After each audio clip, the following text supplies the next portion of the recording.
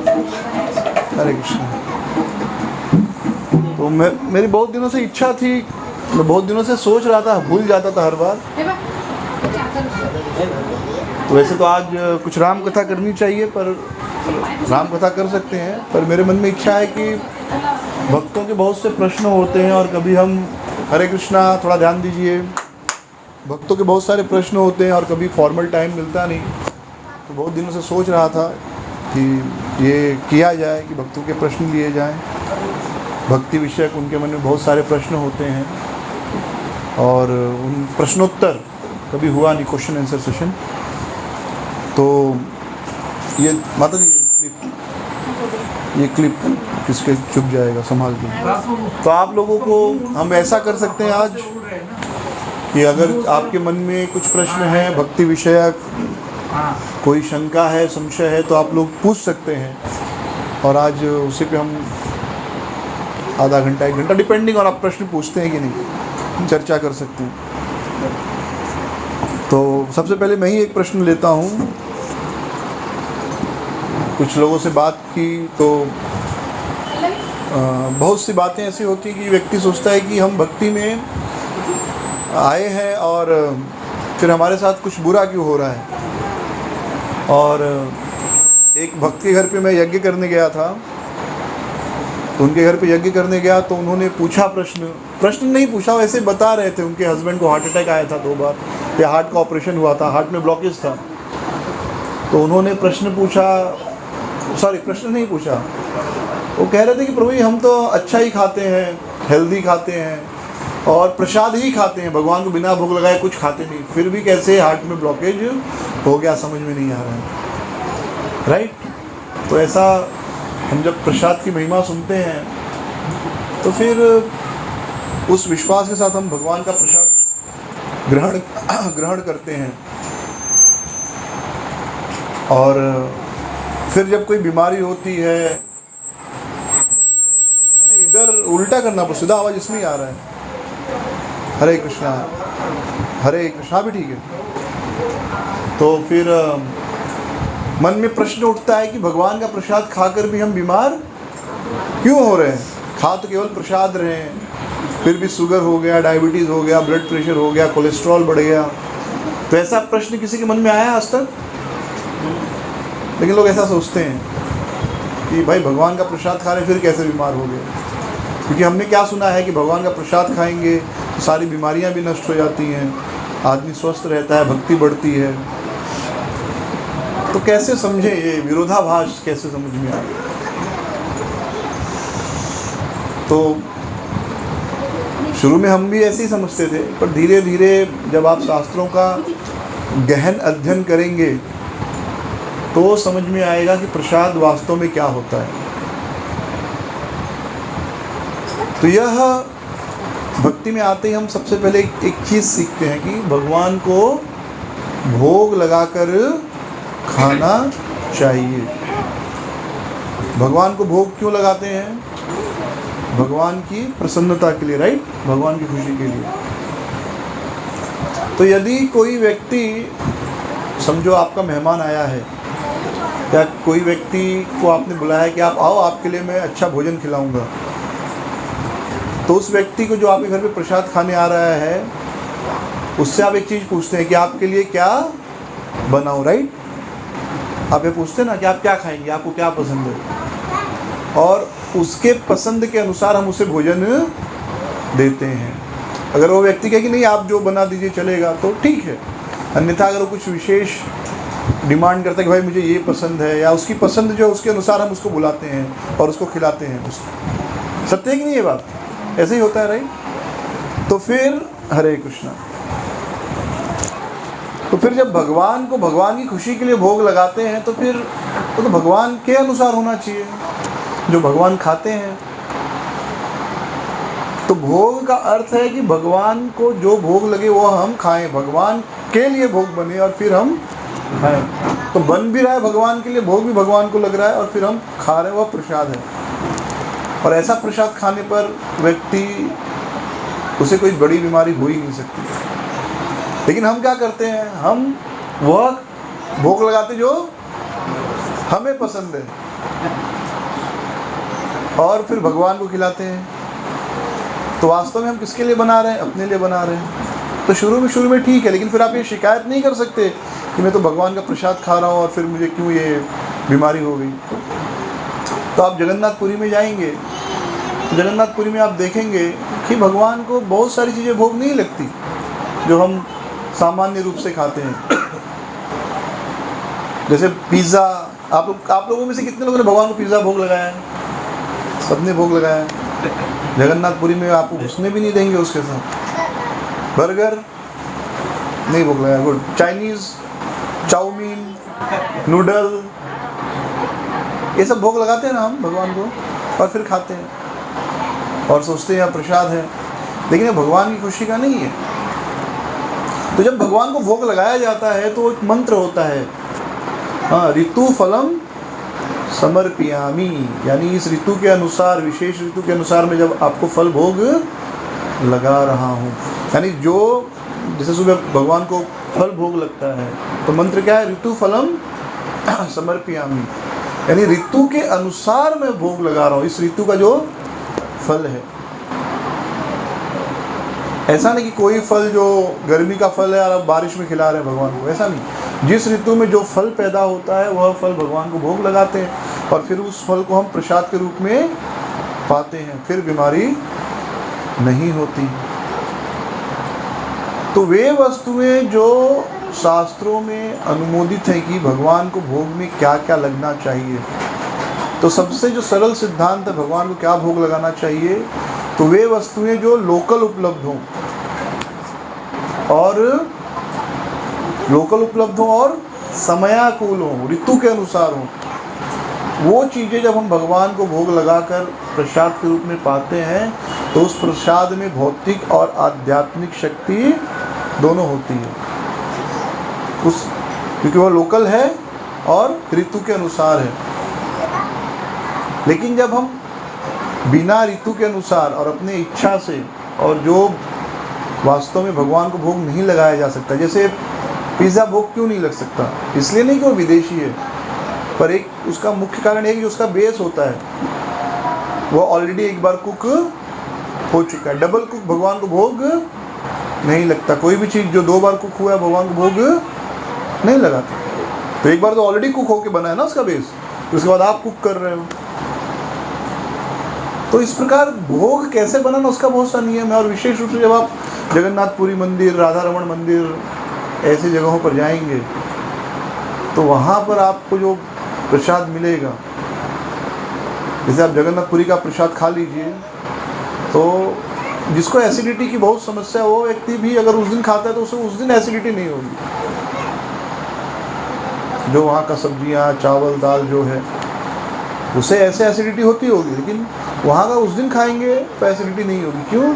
क्योंकि वह ऋतु अनुकूल है, उसकी कुकिंग प्रॉपर हुई है, तो ऋतु के अनुसार है, और जो है लोकल है, बहुत प्राकृतिक है।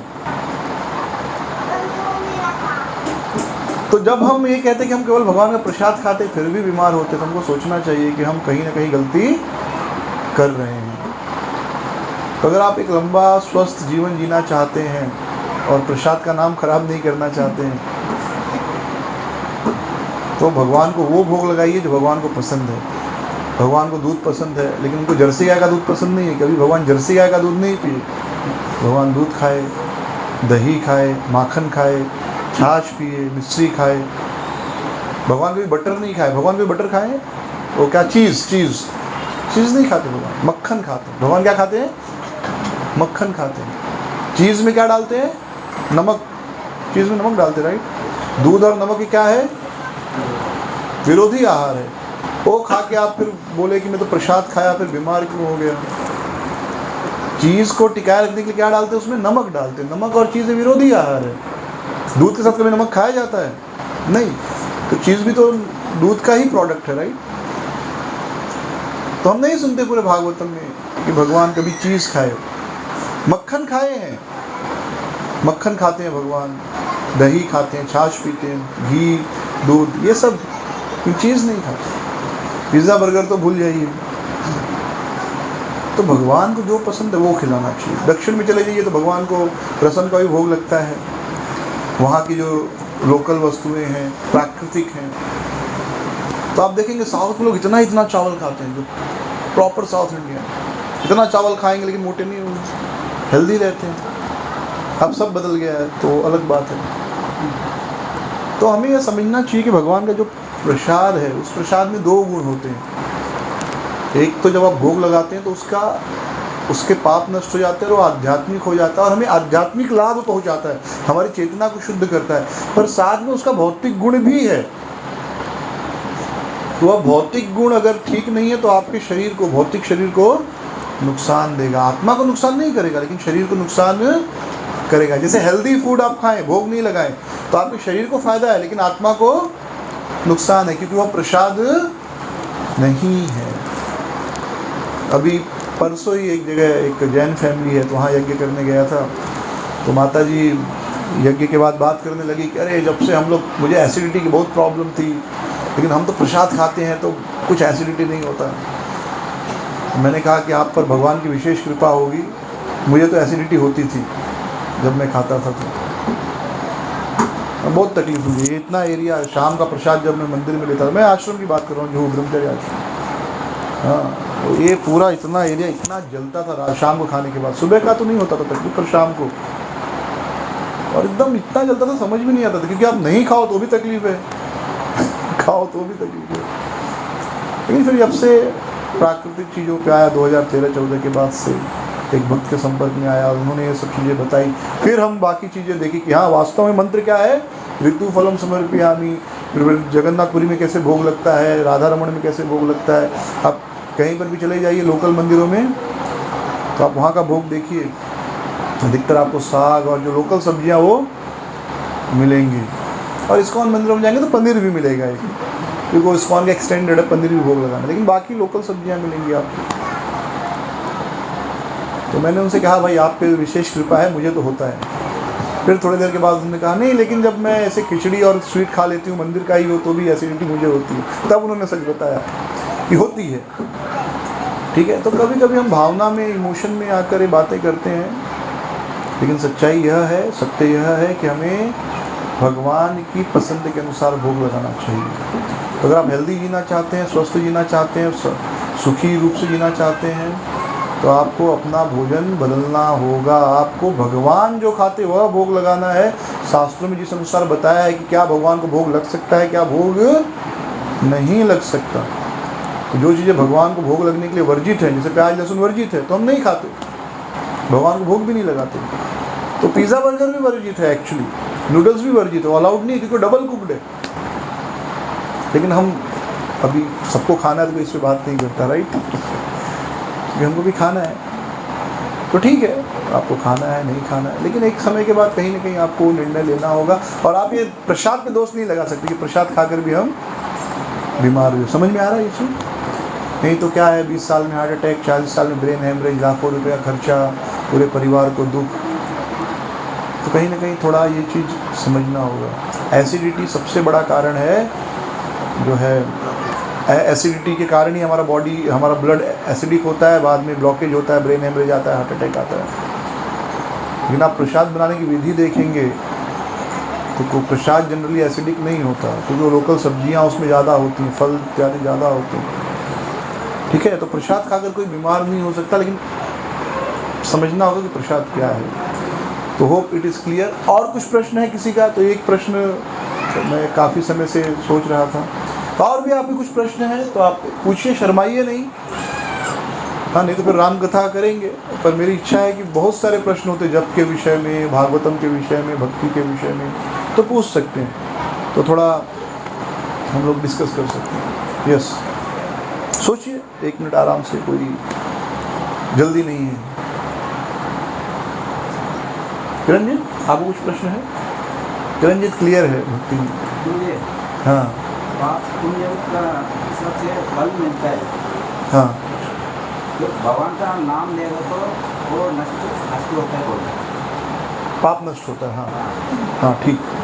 तो फल तो जरूर मिलेगा, वो भी बोलता है कि भगवान का नाम लेगा तो पाप नष्ट होता है। अच्छा, दोनों चीज़ बोलते हैं। अच्छा प्रभु जी बड़ा उत्तम प्रश्न पूछ रहे हैं कि अगर हम पाप करेंगे तो पाप का फल मिलेगा, ऐसा भी बताया गया है शास्त्रों में, और भगवान का नाम लेंगे तो पाप नष्ट हो जाएगा, ये भी बताया गया है। तो दोनों कैसे होगा, राइट? अगर पाप का फल मिलना ही है तो नाम तो लिया तो पाप नष्ट हो गया। तो भक्ति रसामृत सिंधु में रूप गोस्वामी पाद शास्त्रों के आधार पर बताते हैं कि पाप का जो फल होता है वह अलग अलग रूप में होता है, कूट, फल, बीज और प्रारब्ध। हाँ, जो फल हो चुका है, जैसे कोई व्यक्ति पैदा हो गया, अंधा पैदा हो गया, लूला मंगल पैदा हो गया, तो ऑलरेडी उसका पाप के कारण एक पाप का फल मिल चुका है। तब अब कोई व्यक्ति अंधा पैदा हो गया तो नाम जप करके उसका अंधापना नहीं जाने वाला, वो पाप के कारण ही हुआ है। तो अब वो फल बन चुका है, वो आप बदल नहीं सकते। कोई छोटा है, मोटा है, जैसा भी उसका शरीर है या जो कुछ भी उसको दुख है, हाँ, उसके पाप के कारण उसे जो शरीर मिला उससे अब आप नाम जप करके नहीं बदल सकते, क्योंकि वो फल रूप में परिवर्तित हो चुका है। लेकिन जो बीज रूप में होते हैं, यानी अभी तक पेड़ बने नहीं, फल बने नहीं, वो पाप नाम जप करने से नष्ट हो जाते हैं। लेकिन अब आपका जो प्रश्न है, ये तो बहुत टेक्निकल जवाब है। आपका प्रश्न है कि पाप किया तो फल तो मिलना ही है, नाम लेने से पाप नष्ट हो जाता है, कैसे समझे? तो हमसे जीवन में जाने अनजाने में बहुत से पाप होते हैं। जैसे अजामिल ने बहुत से पाप किए जीवन में, फिर उसने नारायण का नाम लिया, और नारायण का नाम लेते ही वास्तव में उसने कई बार नारायण के नाम लिए। और विष्णुदूत जब यमदूतों को प्रवचन करते हैं तो कहते हैं कि नारायण तो बहुत बड़ा पुण्यात्मा है अजामिल, क्योंकि इसने भगवान का नाम लिया, और क्योंकि भगवान का नाम लिया तो इस जन्म के नहीं, करोड़ों करोड़ों जन्मों के पाप नष्ट हो गए। तो पाप नष्ट हो गए। और मैं आज ही इस पर सोच रहा था, विचार कर रहा था कि हम कहते कि अजामिल ने नाम लिया और विष्णुदूत आ गए। हम नाम लेते हैं और विष्णुदूत तो दिखाई नहीं देते, राइट? तो अजामिल ने नाम लिया, विष्णुदूत आ गए, क्योंकि उसने कभी अपराध नहीं किया था। समझ में आ रहा है? अपराध, वो केवल पापी था, अपराधी नहीं था। उसने पाप बहुत किया लेकिन कभी अपराध नहीं किया, जो नाम अपराध है, नाम के प्रति अपराध नहीं किया। हम नाम ले रहे हैं और नाम के प्रति अपराध कर रहे हैं, इसलिए नाम लेने से भी विष्णुदूत नहीं आ रहे। तो ये चीज़ समझें कैसे। हाँ, तो देखिए, एक होता है कि व्यक्ति भगवान का नाम ले रहा है, लेकिन वह यह नहीं सोच रहा है कि मैं पाप करूंगा और फिर नाम लेकर मेरे पाप को नष्ट कर दूंगा। इसे कहते हैं नामनाद बलाद ही यश पाप बुद्धि, नाम के बल पर पाप करना। तो हम में से अधिकतर लोग, हमारी ये चेतना है कि मैं तो नाम लेता ही हूँ, थोड़ा बहुत पाप कर दिया तो फिर नाम से वो क्या हो जाएगा, नष्ट हो जाएगा। तो यह क्या है, यह नाम अपराध है, यह अपराध है, पाप से भी बहुत बड़ा पाप है ये। अजामिल ने कभी भी नारायण का नाम यह सोचकर नहीं लिया कि चलो मैं पाप किया हूँ, नारायण का नाम लूँगा, पाप नष्ट हो जाएंगे, फिर पाप करो कि फिर नारायण का नाम ले लूँगा, फिर पाप नष्ट हो जाएंगे। ऐसा सोच के उसने कभी नारायण का नाम नहीं लिया। ऐसे नारायण बोलता था, तो उसने कभी नाम अपराध नहीं किया। हम क्या होता है, हम नाम अपराध करते हैं। अधिकतर चेतना यह होती है कि पाप करके नाम ले लेंगे, पाप नष्ट हो जाएगा, इसलिए पाप, वो ऐसे पाप नष्ट नहीं होते। समझ में आ रहा है? तो ये जो है इसका ये अंडरस्टैंडिंग है। तो अनजाने में कुछ पाप हो गया, देश काल समय ऐसा कुछ है कि आप उस समय उस परिस्थिति में आपसे पाप हो गया, तो वह एक्सीडेंटल है, दुर्घटना। लेकिन आप पूरी योजना बनाकर पाप करते हैं। एक होता है एक्सीडेंट, एक होता है योजना बनाकर पाप करना। तो एक्सीडेंटल पाप जो है वह नाम से समाप्त हो जाता है। योजना बनाकर पाप करेंगे तो नाम उस पाप को नहीं धोएगा, बल्कि आपको ज़्यादा पाप लगेगा। जैसे सॉरी बोलने पर क्षमा मिल जाती है, राइट? हम सबको पता है गलती करें तो सॉरी बोलना चाहिए, और जब हम सॉरी बोलते तो सामने वाला हमें क्या कर देता है, क्षमा कर देता है, फॉरगिवनेस कर देता है। सबको पता है, मॉनिटर सही है, सॉरी बोलने से क्षमा मिल जाता है। तो अब कोई व्यक्ति ये सोचकर कि मैं सॉरी बोलूँगा और मुझे क्षमा मिल जाएगा, तो चलो कुछ गलती करता हूँ और फिर सॉरी बोल दूँगा, समझ में आ रहा है? ये चेतना समझ में आ रहा है? क्योंकि सबको पता, सॉरी बोल, समझो मुझसे कुछ गलती हो गई, मैं ऐसे चल रहा हूँ और किसी के हाथ कोई खा रहा है, गलती से मेरा पैर उधर पड़ गया, तो मैं बोल दूँगा अरे सॉरी सॉरी सॉरी गलती हो गया, तो सामने वाला हाँ ठीक है प्रभु जी कोई बात नहीं। हाँ, या मैं खा रहा हूँ प्लेट में और कोई चलते चलते उसका पैर लग गया, कुछ गिरा दिया, पूरा गिर गया, मेरे कपड़े पे आ गया, और वो बोला अरे प्रभु जी सॉरी सॉरी गलती हो गई, हाँ ठीक है कोई बात नहीं। तो ये सॉरी बोलने पर क्षमा दोनों ने कर दिया, मैंने गलती की तो सामने वाले ने कर दिया, सामने वाले ने गलती की तो मैंने क्षमा कर दिया। लेकिन अब कोई सोचे कि चलो ये तो अच्छा है, अब प्रभु जी का थाली फिर पैर रख के उड़ाता पूरा कपड़ा गंदा करके फिर सॉरी बोल दूँगा, तो दोनों की चेतना में अंतर है। तो हो सकता है हमें नहीं पता चले कि उसने जानबूझ के किया कि अनजाने में किया, लेकिन भगवान को पता चल रहा है। तो सॉरी बोलने से क्षमा मिलता है, लेकिन आप फिर ये सोचकर गलती करो, गलती करके सॉरी बोलने पर क्षमा मिल जाती है अधिकतर, लेकिन आप ये सोचकर गलती करो कि चलो गलती कर लेता हूँ फिर सॉरी बोल दूँगा, तो उसमें क्षमा नहीं मिलता। समझ में आया? तो वैसा ही है, ठीक है। और कुछ प्रश्न है ऐसे? हाँ दीपक, यस। शर्माइए नहीं, देखिए मैं बहुत दिनों से प्लान कर रहा था, आज हो गया तो मैंने बोला पूछ लेते हैं, कर शुरू करते हैं। जो भी प्रश्न है एकदम निश्चिंत भाव से पूछिए, ये मत सोचिए लोग क्या सोचेंगे, ऐसा कुछ मत सोचिए। हाँ यस प्रभु। जैसे अब हम देखते हैं कि जैसे कोई डिवोटी है बिजनेस कर रहा है, डिवोटी बिजनेस कर रहा है, ओके। अब बिजनेस तो ये होगा नहीं कि उसका मतलब एकदम सही तरीके से ही करे, मतलब एक नंबर का ही पैसा लगे या फिर राइट, बिना धारने बिना कुछ किए। हाँ तो जैसे तुमने सुना कि मतलब कोई ये बिजनेस कर रहा है फिर इन शॉर्ट से कोई पाप समझ लीजिए उसको, तो उसका छठा भाग फैमिली को लगता है, फैमिली मेंबर्स को लगता है। Okay okay. तो अगर तो कोई बिजनेस करेगा नहीं तो उसकी फैमिली सर्वाइव नहीं कर पाएगी। ओके अगर बिजनेस करेगा तो उसके हिस्से का पाप फैमिली वालों को भी लगेगा। ओके। तो इस सिचुएशन में like what should be the stand of Prabhu ji का प्रश्न है बड़ा, बहुत बढ़िया, बहुत प्रश्न है, बहुत प्रैक्टिकल प्रश्न है। प्रभु जी ने प्रश्न पूछा, मैं फिर से बोल रहा हूँ, आप बोलना कि मैंने सही समझा कि नहीं। प्रभु जी का प्रश्न है कि हम जब भी कोई व्यापार करते हैं, तो व्यापार कर रहे हैं तो थोड़ा बहुत धोखा, थोड़ा बहुत कपट करना ही पड़ता है, क्योंकि कोई भी, हाँ झूठ बोलना पड़ता है, बिना झूठ बोले बिना कपट किए आप कोई भी व्यापार चला नहीं सकते, जो कि सत्य है। लेकिन अब अगर उस तरीके से हम व्यापार करेंगे तो छठा हम पाप हो गया, और पाप का छठा हिस्सा जो है परिवार को लगता है, और व्यापार नहीं करें तो फिर परिवार का पालन पोषण कैसे करें, तो उस स्थिति में क्या करे भक्त? बराबर यही प्रश्न है। देखिए जैसे एक ब्राह्मण के लिए नियत कर्म है पठन पाठन यजन याजन दान प्रतिग्रह, क्षत्रिय के लिए क्या है? मैनेजमेंट करना, युद्ध करना, टैक्स लेना। वैसे वैश्य यानी जो काम कर रहा है उसके लिए है गौ रक्षा, कृषि वाणिज्य, खेती करना, गौ रक्षा करना, व्यापार करना, बैंकिंग करना, ये सब वैश्य वाले काम में आता है, जितना भी बैंक वगैरह है सब। तो व्यापार में उतना झूठ बोलना चाहिए जितना दाल में नमक है, कितना?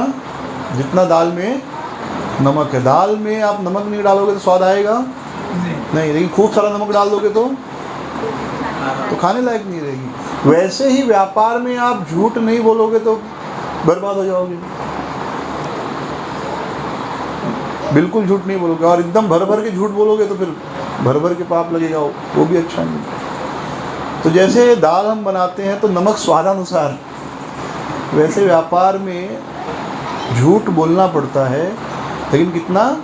जितना मिनिमम, बहुत मिनिमम। जैसे अब मैं समझो फल बेच रहा हूँ, मैंने फल 50 रुपये में ख़रीदा है, पूरा दिन खड़ा हूँ, ट्रांसपोर्टेशन ये सब पकड़कर मेरा आप समझो 50 रुपया खर्चा आ रहा है।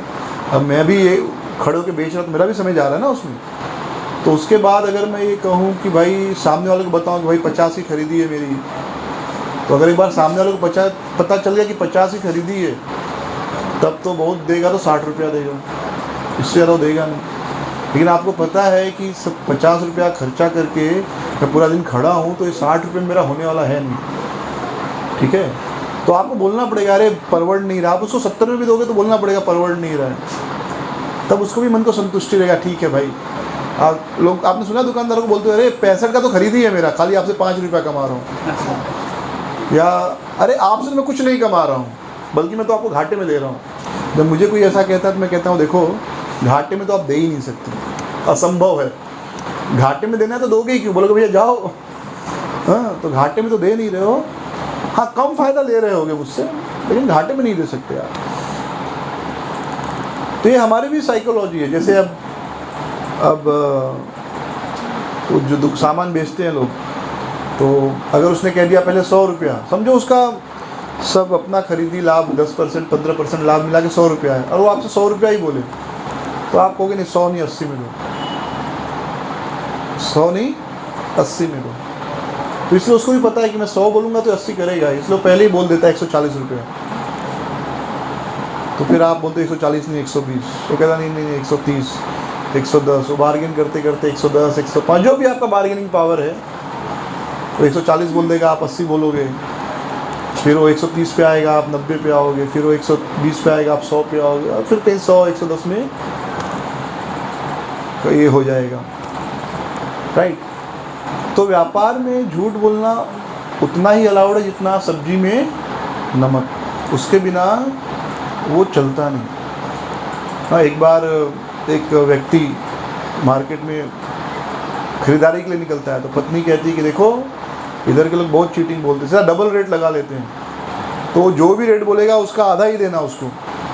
तो जाता है सब्जी खरीदने, एप्पल बोलते हैं, एप्पल कैसे, तो बोलता है कि 100 रुपये किलो 200 रुपये किलो, तो आदमी बोलता नहीं 100 में दो, तो ये कहता नहीं 100 नहीं 150 रुपया चलो, तो सामने वाला कहता नहीं 150 नहीं 75 में दो, तो ये कहता है 75 ठीक है 100 में ले लो, नहीं 50 में दो, क्योंकि क्या उसकी पत्नी ने क्या सिखाया, जो भी रेट बोले आधा ही बोलना। तो वो बोलता है यार अभी वह ठीक है चलो 80 में दे देता हूँ, तो कहता नहीं 40 में दो, तो ये कहता है कि ठीक है रे बाबा मुफ्त में लेके जा, बोलता है 2 किलो देगा तभी मुफ्त में लूँगा 2 किलो देगा तो ही मुफ्त में लूँगा, नहीं तो मुफ्त में नहीं लूँगा, क्योंकि क्या जो भी है डबल वो बोल रहा है तो आपको आधा करना है, तो मुफ्त में दे रहा है तो मुफ्त में दे रहा है तो 2 किलो दोगे तो ही मुफ्त में लूँगा। तो ये एक व्यापार देश काल परिस्थिति के अनुसार चलाना होता है, लेकिन झूठ अलाउड है लेकिन उतना ही जितना सब्जी में नमक है। तो मनुस्मृति मैंने विस्तृत रूप से पढ़ी नहीं है, बट कहीं 1-2 सेमिनार्स में से सुने हैं। तो मनुस्मृति में बताया गया है कि व्यापारी को कितना % अपना सब खर्चा वगैरह पकड़ कर उसके बाद कितना % बढ़ाकर माल को बेचना चाहिए। हाँ 100 का है तो 120 रुपया है, क्योंकि बाकी भी खर्चा है, दुकान है, पंखा है, बिजली है, आप जिस भाव में लाए उसी भाव में तो बेचोगे तो होगा ही नहीं, या 5 रुपया बढ़ाएंगे तो भी नहीं होगा, क्योंकि बाकी खर्चा भी है ना। जैसे आप घर पर चाय पीते हो तो आपको 5 रुपये की पड़ती है, जैसे अभी हम सत्संग के लिए प्रसाद बना रहे हैं इस समय, अब बाहर से मंगा रहे हैं तो जो चीज़ यहाँ हमको 40 में पड़ जाती तो वहाँ पर कितने में पड़ रही है, 80 में पड़ रही है। लेकिन आप सोचिए यहाँ आप 40 में बना रहे हैं, लेकिन उसके बाद हम गैस का खर्चा कैलकुलेट नहीं करते, सब्जी खरीदने गए हमारा 1 घंटा टाइम गया वो कैलकुलेट नहीं करते, 3-4 माताएं मेहनत की 3 घंटा वो कैलकुलेट नहीं करते, बराबर। वो सब कैलकुलेट करेंगे तो वही रेट हो जाता है। तो व्यापार में ऐसा पाप नहीं है, वो मनुस्मृति आप पढ़ेंगे तो ऑफिशियली अलाउड है कि इतना % आपको उस पर मार्जिन लेना ही है, नहीं तो चलेगा ही नहीं। हाँ 10% है 20% है, लेकिन हाँ 10 की चीज़ें सीधा 100 बोलोगे तो गलत है, ठीक है। जैसे लोग शेयर मार्केट बोलते हैं, शेयर मार्केट क्या बोलते हैं, जुआ है। एक बहुत बड़ा प्रश्न है, शेयर मार्केट जुआ है कि नहीं? कितने लोगों को लगता है जुआ है? कितने लोगों को लगता है जुआ नहीं है? Okay yes. तो शेयर मार्केट जुआ है और नहीं भी है। शेयर मार्केट क्या है, मेरी समझ क्या है कि आप एक व्यापार करते हो, देखिए आप एक व्यापार कर रहे हो, समझो आपने एक दुकान खोला, दुकान खोलना जुआ है कि नहीं है? नहीं है। क्यों नहीं है? आपने 5 लाख लगा के दुकान खोला, 1 साल में चला ही नहीं, मालूम पड़ा 3 लाख का घाटा हो गया, तो जुआ हो गया ना। लक, इसमें तो लक फैक्टर है, राइट। जुआ का मतलब हमको क्या लगता है, लक फैक्टर, किस्मत पर। तो हो सकता दुकान खोलने, जब अपने अखिलेश को कहा है, उन्होंने दुकान खोला था सोलापुर में, कहाँ है, सोलापुर में खोला था ना, भुसावल में, तो फायदा हुआ कि नुकसान हुआ? हाँ, तो अभी ये जुआ है क्या? नहीं, वो जुआ नहीं है। तो दुकान एक व्यापार आप जब करते हो तो व्यापार में फायदा भी होता है और नुकसान भी होता है। लेकिन अब आप ऐसे ही रैंडमली कहीं दुकान खोल दो, मालूम पड़ा कि आपने अफगानिस्तान में दाढ़ी बनाने की दुकान खोली है, वहाँ तालिबान का शासन है, दाढ़ी बनाना अलाउड ही नहीं, तो ज़िंदगी भर बैठे रहो, एक भी आदमी नहीं आएगा दाढ़ी बनाने, बराबर। तो जुआ कब होता है कोई भी चीज़? जब वो प्योर लक पर निर्भर हो, शुद्ध लक पे, शुद्ध भाग्य पे, और आपको फायदा हो रहा है, मतलब किसी को नुकसान होके ही आपको फायदा होगा। जुआ का सिंपल परिभाषा क्या है कि एक को नुकसान होगा तो ही दूसरे को फायदा होगा, और प्योर लक पे है। जैसे भाई आप सबने 10-10 रुपया रखा, पत्ता खेले, अब पत्ता उसमें बुद्धि थोड़ी लगती है, अब जो आया किस्मत में तो बाकी सबका आपको मिल गया, तो आपने 10 के बदले आपको 100 मिल गया, लेकिन बाकी सबका 10 रुपया नुकसान हुआ। लॉटरी जुआ है, क्योंकि लॉटरी 100 लोगों ने खरीदा, सबने 100 रुपया का लॉटरी खरीदा, तो बाकी 99 का नहीं आएगा, आपका आएगा, तो आपको 100 के बदले 10,000 1 लाख मिल जाएगा, लेकिन बाकी सबका 100 रुपया तो नुकसान हुआ।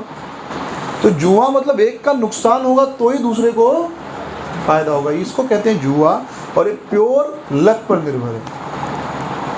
लेकिन व्यापार मतलब आप अपने बुद्धि के अनुसार सब कुछ कैलकुलेट करके आप उस चीज़ को प्रारंभ करते हैं, उसमें भी आपका उसमें भी लक चाहिए थोड़ा सा, ऐसा नहीं कह रहा कि लक बिल्कुल नहीं, लेकिन उसमें सबको फ़ायदा हो सकता है।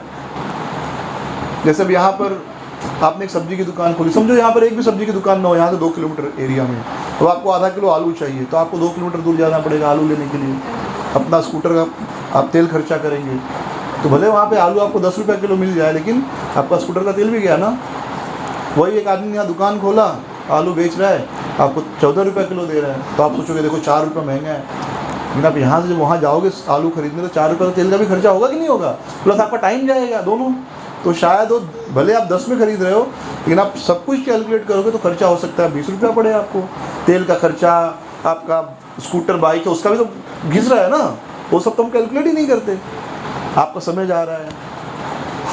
तो वहाँ पर यहाँ पर दुकान खोला, तो आपको भले जो चीज़ 10 में वहाँ मिलती थी, यहाँ 14 में मिले, लेकिन फिर भी आपको कुछ पैसा फ़ायदा है और इसको भी फ़ायदा, तो दोनों को फ़ायदा है। वैसे शेयर मार्केट भी होता है, एक व्यापार है, कोई कंपनी है, जो कंपनी एक प्रॉपर व्यापार कर रही है, आपने अपना उसमें पैसा डाला। जैसे अब समझो मैं एक व्यापार करता हूँ, मुझे मेरे दुकान खोलने के लिए 1 लाख रुपया चाहिए, लेकिन मेरे पास 50,000 ही है, तो मैं अपने 2 दोस्तों से कहूँगा भाई आप दोनों ही 25-25 हज़ार दो, और फिर उसके बाद हम अपना प्रॉफिट बांटेंगे। और अगर वो दोनों काम नहीं कर रहे, काम मैं अकेला करूँगा, अब 50,000 भी डाल रहा हूँ, तो मैं एक अपना पगार ले लूँगा हर महीने, फिर बाकी जो प्रॉफिट होगा उसमें 50% मेरा, 25% बाकी दोनों का। ऐसे ही होता है राइट। मैं एक डोनर के पास गया था, तो मालिक था वो, तो मैंने देखा उसका, वो बात कर रहा था अपने सीए से कि मेरा पगार 1 लाख पगार में आ जाएगा। मैं कहा तो मालिक के पगार में क्यों है? तो मालिक जो अंबानी को भी पगार मिलता है, पता है, अंबानी का भी हर महीने का पगार है, मुकेश अंबानी का, क्योंकि वो काम आपने उसकी कंपनी में पैसा लगा दिया, लेकिन आप मेहनत थोड़ी कर रहे हैं, वो मेहनत भी कर रहे हैं, तो मेहनत का पगार ले लेगा, और प्रॉफिट जो है जिसका जितना % शेयर है, या नुकसान जिसका जितना % शेयर है।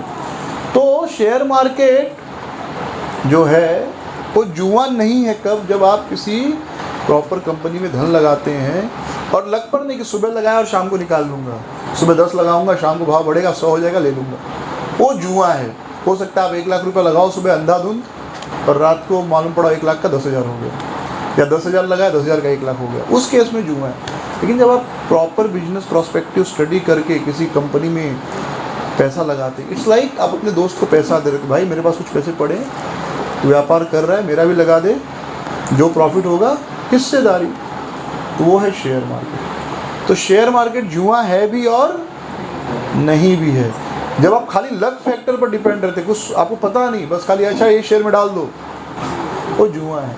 लेकिन जब आप प्रॉपर स्टडी करके, जैसे आपका कोई दोस्त बोले कि मुझे व्यापार करना है, थोड़ा आपका भी मेरे पास 10,000 कम पड़ रहा है, आप दे दो, तो आप पूछोगे ना भैया कौन सा व्यापार कर रहे हो, क्या कर रहे हो, फिर देखोगे हाँ ये ठीक ठाक चलेगा, हाँ ठीक है लो मेरा 10,000 ले लो, बाद में 10 का 15 20 जो भी है दे देना, तो वो जुआ नहीं है। लेकिन किसी दोस्त ने बोला अरे दे दो, मैं आपका 10 का 20 कर दूंगा, आपने पूछा नहीं क्या कर रहा है, मालूम पड़ा 10 भी लेके भाग गया, वो जुआ है। ठीक है। तो व्यापार जो है व्यापार में झूठ बोलना आवश्यक है, पड़ता भी है, लेकिन कितना झूठ बोलना चाहिए? उतना ही जितना दाल में नमक है, सब्जी में नमक है। ये याद रखिए, जितना सब्जी में नमक डालते हैं उतना ही व्यापार में झूठ बोलना चाहिए। उससे ज़्यादा झूठ बोलेंगे तो स्वाद खराब हो जाएगा। और प्रश्न है? क्लियर है? समझ में आया? ओके। और प्रश्न है किसी का? हाँ बोलो बोलो। सेकंड क्वेश्चन, पाप का छठा हिस्सा नहीं है। देखिए, आप जब व्यापार कर रहे हैं और शास्त्रों के अनुसार जो आपका प्रॉफिट ले रहे हो तो पाप नहीं है वो। वहाँ पर झूठ बोलना पाप नहीं है, क्योंकि आप उससे किसी को नुकसान नहीं कर रहे। देखिए, झूठ वास्तव में झूठ कब होता है? जब कोई झूठ दूसरे को नुकसान पहुँचाए। किसी झूठ से दूसरे को नुकसान पहुँचे, लेकिन किसी झूठ से किसी को नुकसान नहीं पहुँच रहा है, तो वो झूठ जो है एक्चुअली झूठ की कैटेगरी में नहीं है। हम जब झूठ बोल रहे हैं और 4 लोगों को बेवकूफ़ बनाकर उनको तकलीफ़ दे रहे हैं, भविष्य में उस झूठ के कारण उनको तकलीफ़ होगी, हाँ, उनको फाइनेंशियल इमोशनल तकलीफ़ होगी, वो झूठ है, वो आपको पाप लग रहा है। जैसे मजाक करते वक्त आदमी झूठ बोल देता है, मजाक में आदमी झूठ बोलता है ना, लेकिन वो झूठ से ना आपको तकलीफ़ है ना सामने वाले को।